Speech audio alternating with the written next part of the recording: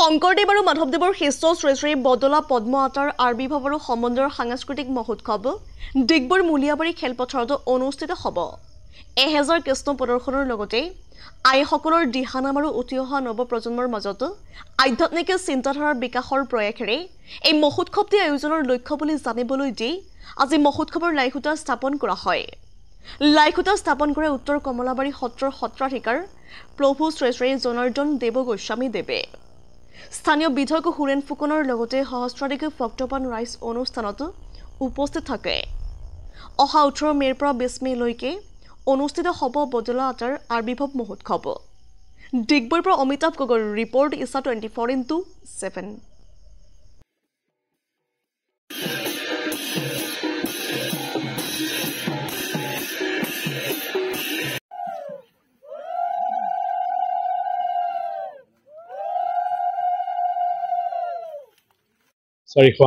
সংখ্যক আবিৰ্ভাৱ মহোৎসৱ আমাৰ ডিগবৈ তৈলনগৰীত উদযাপনৰ এক প্ৰয়াস কৰা হৈছে।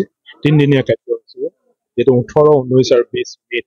গতিকে মই আশা কৰিম যাতে সকলো কাৰ্যসূচীত সকলোৱে অংশগ্ৰহণ কৰক। এক আজি বিশেষকৈ লাইখুটা উদাৰ যি কাৰ্যসূচী আছে ইতিমধ্যে সফল হৈছে বুলি মই আশা কৰিম।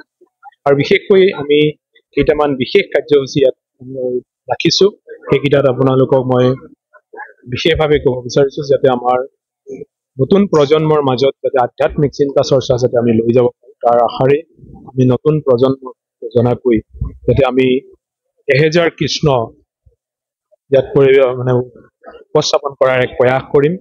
লগতে আই মাতৃসকলৰ নাম সমাৰোহ থাকিব।